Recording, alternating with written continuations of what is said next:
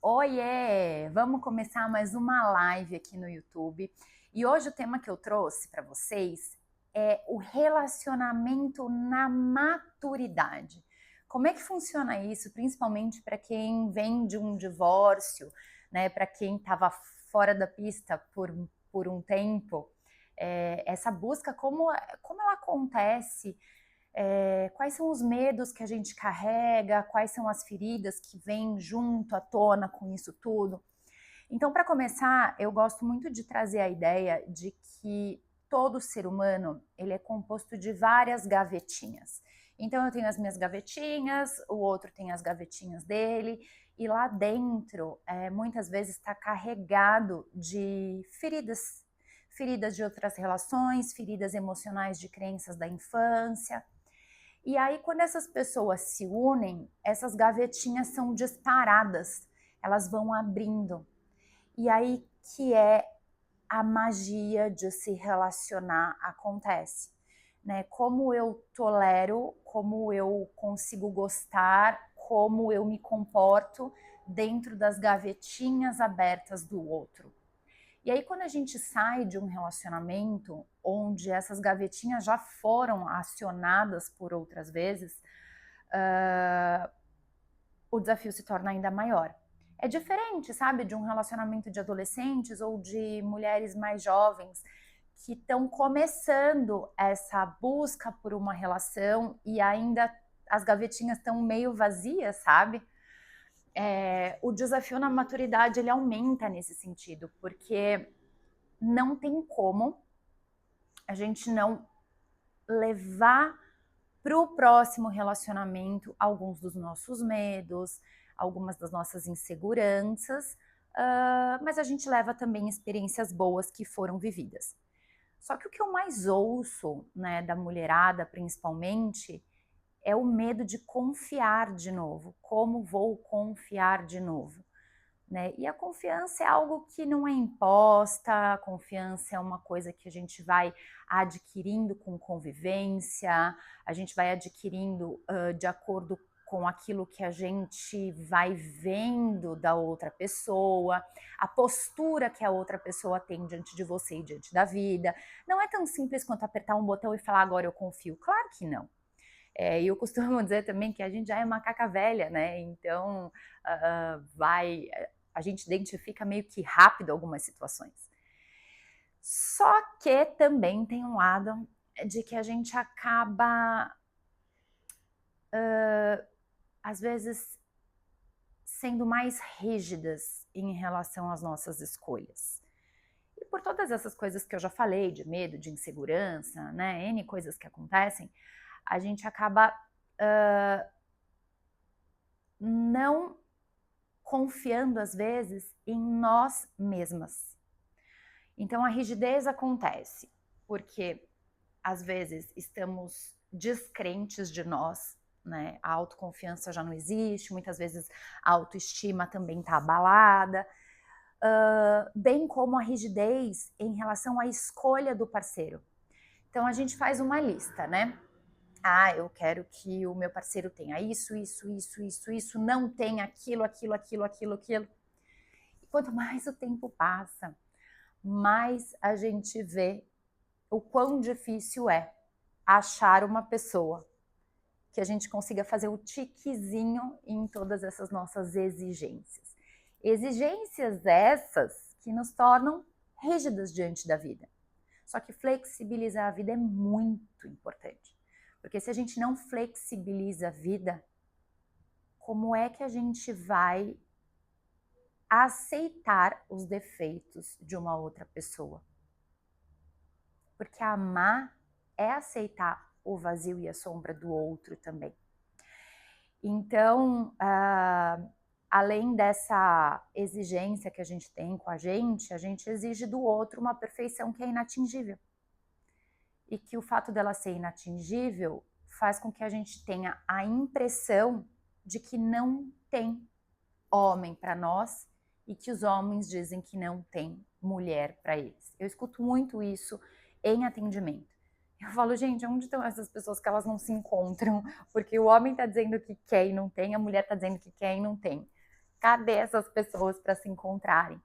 Né? Muitas vezes não se encontram por causa desse nível de exigência. É claro que uma coisa que eu sempre falo, e eu bato nessa tecla, e vou bater sempre, é que minimamente a gente tem que conhecer quais são os nossos valores inegociáveis perante a vida, perante os nossos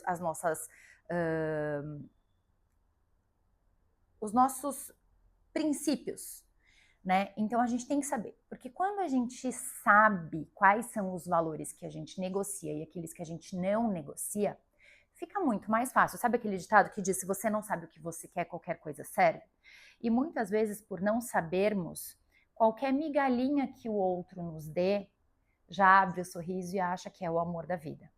Em contrapartida, tem mulheres que recebem muito mais do que migalhas, mas estão tão acostumadas à migalha das outras relações que não consegue aceitar ser cuidada, ser vista, não consegue aceitar que o outro cuide. Ser cuidado é muito difícil. E aí eu venho com vocês também para uma experiência pessoal que eu acredito que conecte muito com muitos de vocês.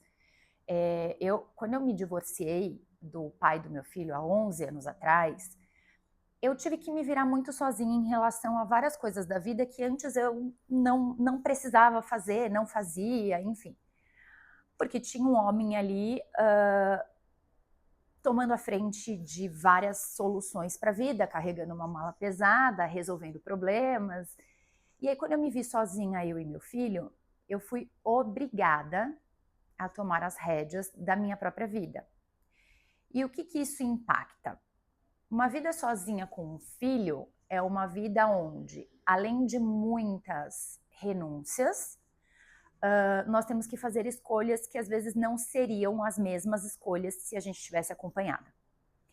E aí, quais são essas escolhas? Então, por exemplo, pegar uma estrada sozinha. Vou falar de coisas pequenas, tá? Pegar uma estrada sozinha com um filho pequeno.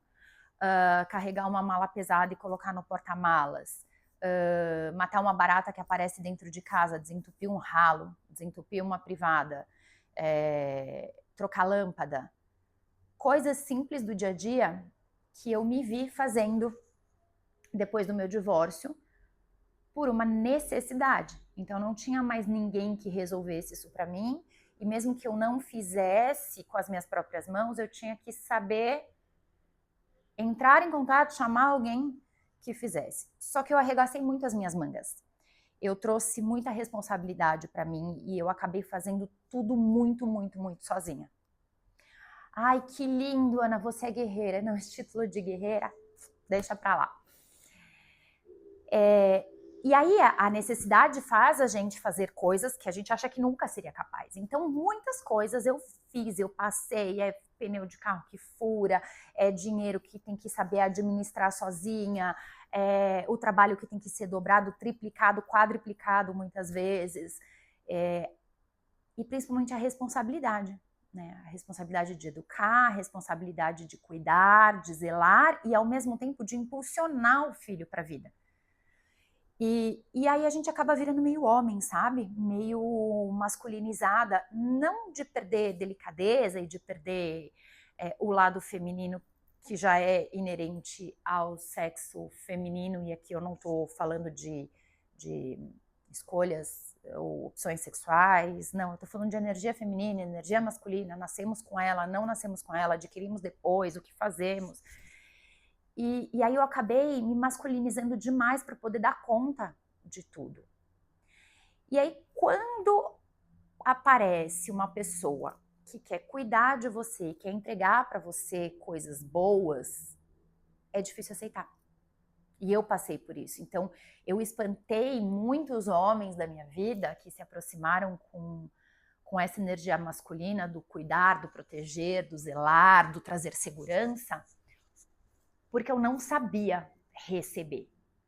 Eu só sabia me doar. E aí acabei entrando em relacionamentos onde eu era praticamente a mãe do outro, porque era uma doação, era uma dedicação extrema, porque era aquilo que eu sabia fazer muito bem. E pedir ajuda, eu já não conseguia mais. Aceitar um carinho, efetivamente um carinho, e falar tá tudo bem, tô aqui com você, para mim já deixava de ter graça. E era inconsciente, óbvio que era de uma forma inconsciente, porque eu acho que ninguém conscientemente quer fazer tudo sozinha e dar conta de tudo e ter que ser o homem e a mulher da vida, né? Mas eu me peguei nisso. E eu vou dizer que assim, foi muito difícil reconfigurar esse meu movimento e é desafiador até hoje, mesmo 11 anos depois do divórcio. Por quê? Porque se enraiza. E aí acumula-se dentro dessas gavetas que a gente tem. E aí eu comecei a estranhar demais, como é um homem carregando uma mala para mim, gente. E aí eu ficava assim, não precisa, deixa que eu carrego. Mas não assim, não, eu sei fazer, eu posso fazer, eu consigo fazer, eu não preciso que faça por mim. Não, eu não sei lidar com alguém fazendo as coisas para mim. Eu desaprendi. Afinal de contas, eu estou há muito mais tempo divorciada do que o tempo que eu fiquei casada. Então, ainda hoje eu tenho que me policiar bastante, eu tenho que me esforçar muito para pedir ajuda, para dizer assim, olha aqui, socorro, tô me afogando, alguém me ajuda.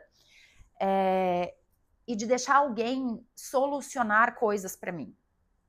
Né? Muito difícil para mim. Eu confesso, é um esforço assim absoluto. E aí, esse cenário que eu vivo, muitas mulheres vivem. Então, muitas mulheres querem ser cuidadas, mas não sabem ser cuidadas. E os relacionamentos que a gente tem depois de divorciada, eles vão sendo um pouco de reflexo de tudo que a gente viveu, dos medos que a gente adquiriu, das novas crenças que a gente absorveu. Então, a gente acaba projetando, infelizmente, nesse novo parceiro, as nossas frustrações do passado. E se esse parceiro também tem maturidade, também já vivenciou, eles vêm com as deles em cima de nós. E aí que é o grande desafio. Mas, além de ser um desafio, eu costumo dizer que a coisa mais linda da maturidade é quando a gente sabe exatamente quais são os nossos valores. Quando a nossa autoestima já está mais íntegra, quando a gente trabalha isso, principalmente em terapia, para mim foi indispensável. E hoje eu venho com uma abordagem terapêutica justamente para ajudar muitas pessoas que estão vivendo isso ou que viveram isso e hoje não estão sabendo lidar direito com a situação, porque hoje eu sei, né? Eu sei qual é o esforço, eu sei o quanto às vezes é doloroso, o quanto às vezes a gente fala, nossa, eu só preciso descansar de mim mesma um pouco. Eu falo, eu fecho os olhos porque eu vou revivendo, né? E aí, como é se relacionar depois de tudo isso? E aí é que são elas. Como vou me relacionar de novo depois de já ter vivido um relacionamento? Por onde eu começo, para onde eu vou, o que eu faço? E os meus medos, e os meus receios, e os meus anseios. É bem desafiador. E da mesma forma que a gente entra cheia de gavetinhas, o outro também está cheio das gavetinhas dele. E quando a gente se encontra, bum! É uma explosão de desafio, né? E aí precisa estar muito disposta a abrir mão de várias coisas, a abrir concessões e num modelo novo, num modelo de maturidade, onde muito provavelmente os dois têm filhos de outras relações, os dois saíram feridos de outro relacionamento, e aí unir tudo isso precisa de muita disposição e muito autoconhecimento. O autoconhecimento liberta, né? Então é muito libertador quando a gente consegue identificar quais foram as feridas que se instalaram na gente para que a gente consiga ressignificar e ter um relacionamento saudável. Ah, mas o primeiro relacionamento depois que eu me separei vai dar certo? Não tem como saber, né? Para umas pessoas sim, para outras pessoas não. Para mim não deu. Porque eu vim de expectativas muito idealizadas para um novo relacionamento. E, obviamente, não deram certo, porque existe o ideal e existe o mundo possível. E eu queria viver o mundo ideal, só que o mundo ideal não existe. Existe o possível, e eu não estava aberta às possibilidades. Né? Eu também não sabia quais eram os meus valores, não do que eu queria na outra pessoa, mas quais eram os meus valores. Eu, Ana, quais valores eu tenho? Né? Onde eu me coloco em situações de vulnerabilidade, aonde eu tenho que me proteger. Eu não tinha nada disso definido. Então, o meu caminho foi muito árduo, muito difícil. As minhas primeiras relações foram... Eu falava assim, eu já sei o que eu não quero. É bonito falar, né? Já sei o que eu não quero. Mas eu não sabia o que eu queria. Então, entre você saber o que você não quer e saber o que você quer, tem um abismo. E ele precisa ser identificado. Mas eu não sei o que eu quero, então vai procurar saber. Vai fazer terapia, vai trabalhar seu autoconhecimento, vai trabalhar suas crenças, para que você consiga não só escolher alguém para caminhar do seu lado, mas para ser escolhida por alguém também, de acordo com os valores que você tem. Porque senão, às vezes a gente se acha tão inadequada para um novo relacionamento que a gente acaba se moldando. E isso não é um modelo saudável de relação, onde a gente abre tanta concessão que acaba virando um fantoche na mão do outro. Então, essa coisa de se relacionar na maturidade pós-divórcio não é impossível e tem casos e casos com muito sucesso. Só que é mais desafiador e a gente precisa estar preparada para esse desafio. E qual é o melhor preparo que existe?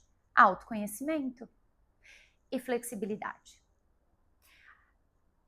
Autoconhecimento, se eu tiver que classificar aqui 3 coisas, assim, das mais importantes para iniciar um relacionamento legal, né, depois de separações ou términos, eu diria disposição, flexibilidade e autoconhecimento. Por quê?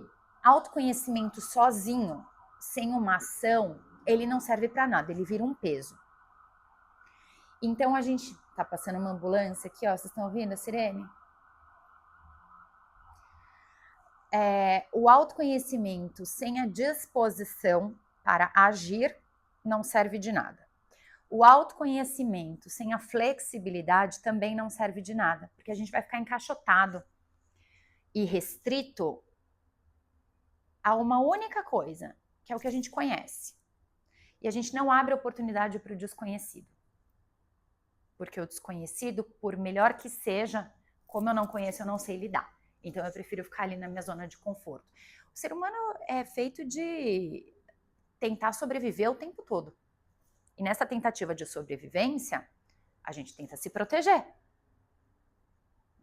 Então é natural que a gente faça isso. Pra gente, proteção é, não vou viver nada daquilo que eu não conheça. Eu só preciso viver aquilo que é familiar. Mas quando essas duas pessoas se encontram, e assim, eu não tô nem dizendo, preciso encontrar o amor da minha vida para sempre. Não, eu tive relacionamento muito bom pós-divórcio, e eu tive relacionamentos bem ruins pós-divórcio.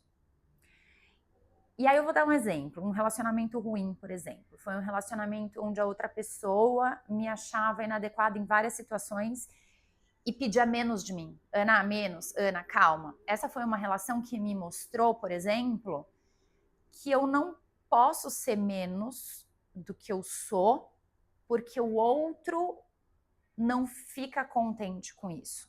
Eu tenho que ser o que eu sou, só que eu tenho que ter um parceiro que gosta e aceita aquilo que eu sou. Aí eu tive relacionamento onde eu me entreguei demais e me doei demais, mas não recebia. Aí há um desequilíbrio. E aí me ensinou que o desequilíbrio não é legal.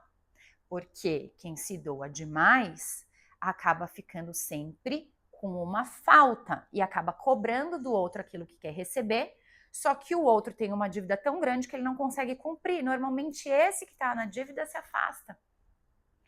Né? E eu já tive relacionamentos onde a minha energia masculina estava tão superior à feminina que